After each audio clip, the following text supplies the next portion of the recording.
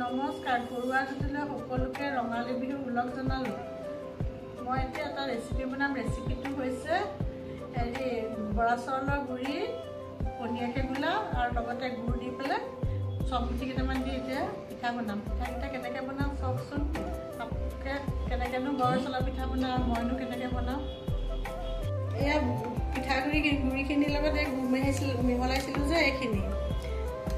এতিয়া পিঠা ভাজিম। গিলাচত ভৰাই পেলাই পিঠাটো ভাজিলে দিনে দিনে বাগৰি নাযায়।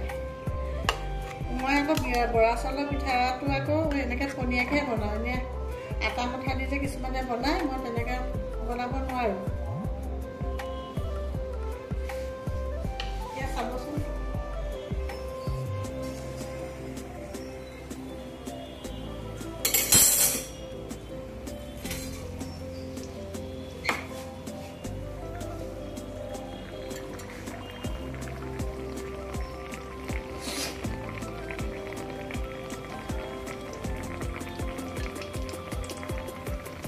মোৰ আৰু কথাবোৰ কাৰণে আকৌ লাগি লাগি ধৰে।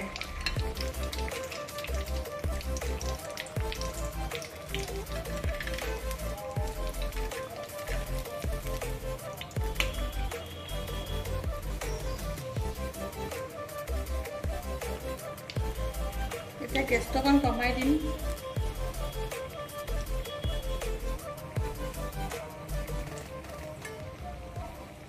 আৰু এনেকৈ গুলি পেলাই বৰা চাউলৰ পিঠাটো বনালে পিঠাটো লিকটীয়া নহয়, ঠাণ্ডা হ'লেও পিঠাটো কোমল হৈ থাকে।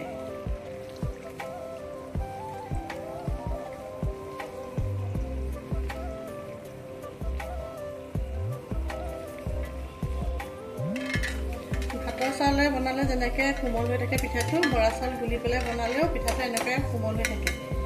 কেইবাদিনলৈকে পিঠাটো ফুলি থাকে।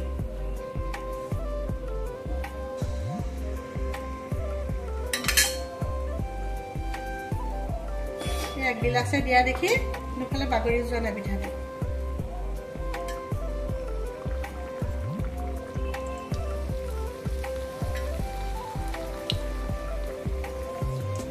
যিসকলে পিঠাগুড়ি বৰা চাউলৰ পিঠাগুড়ি গুলি বনোৱা নাই, বনাই চাবচোন গুড়ৰ লগত।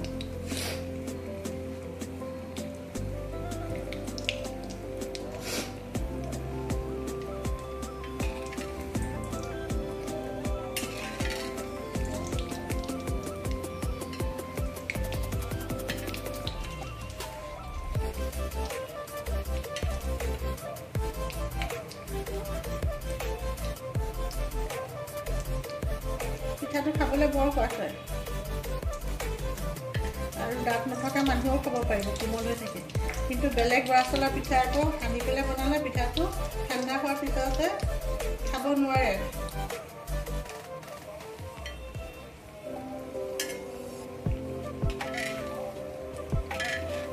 এইটো দেখিছে পিঠা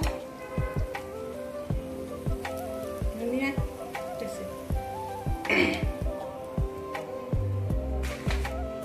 পিঠাগুড়িখিনি আকৌ আগদিনাই মই তিয়াই থৈছোঁ দেই, ক'বলৈ পাহৰিছোঁৱেই।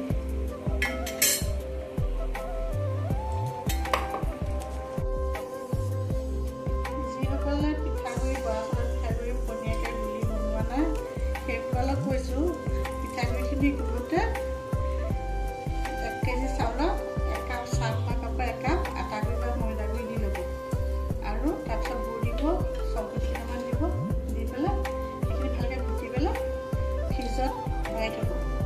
বাহিৰত থ'লে গৰম কৰিছে যে গোন্ধাই যাব পাৰে, আৰু লগে লগে ভাজিলে পিঠাটো ইমান কোমল নহ'ব। আৰু গৰম দিনত বেছিকৈ পিঠা ভাজিলেও ভেঁকুৰি যায়, বেছি সৰহকৈ ভাজিলেও, আৰু গোন্ধায়ো যায়। মই কিন্তু পিঠাবোৰ বেছিকৈ নাভাজোঁ, খাব জোখৰ ভাজোঁ, বনাইকৈ ভাজোঁ খালি। এয়া মই পিঠা ইমানেই ভাজিছোঁ। আকৌ নাৰিকল লাডু বনাইছিলোঁ কেইটামান গুড়ৰ নাৰিকল লাডু বনাওঁতে আকৌ নাৰিকল লাড়ু গুড়ি 2 বাটি লৈছিলোঁ, গুড় 1 বাটি লৈছিলোঁ, আৰু নাৰিকলে আৰু গুড়ৰ গুড়িখিনি মিক্স কৰি পেলাই গেছত ভাজিলোঁ ভালদৰে। যেতিয়া ভাজিলোঁ ভালদৰে ভজা হ'ল, গুড়ৰ আৰু নাৰিকলৰ পাক উঠিলে, তেতিয়া আৰু নমাই পেলাই লাড়ু কেইটামান বনাই থ'লোঁ গুড়ৰ। আপোনালোকক দেখুৱাম বাৰু গুড়ৰ লাড়ুকেইটা কেনেকুৱা হৈছে। এতিয়া মোৰ ইয়াত হ'বই পিঠা আৰু এটামান আছে আৰু বনাই চাব যিসকলে বনোৱা নাই এনেকৈ গুলি পেলাই বৰা চাউলত একো অসুবিধা নহয় সহজতে পিঠাটো উঠি যায় আৰু ভাগিও নাযায় আৰু যেনে তেনে বাগৰিও নাযায় দেখিছে ইমান ধুনীয়াকৈ উঠিছে পিঠাকেইটা এয়া মোৰ পিঠা বনাই হৈ গ'ল আপোনালোকে খাই চাব আৰু কেনেকুৱা হৈছে মোক জনাব লাইক কৰিব কমেণ্ট কৰিব শ্বেয়াৰ কৰিব আজিলৈ বাই বাই